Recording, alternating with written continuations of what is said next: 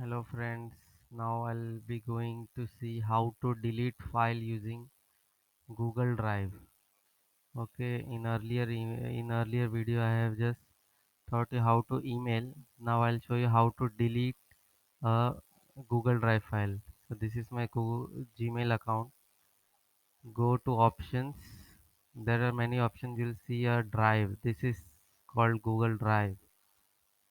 Just click on Google Drive and see. That's my file. Cover.pdf.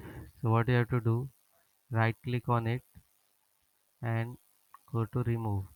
So now it's being removed, but how to do it permanent delete?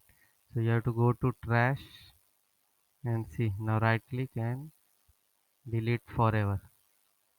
Now your file is being deleted. No one can see, email or share. If the opposite one have downloaded, then he can share the downloaded file, but your email is being expired. Email is being deleted. Thank you.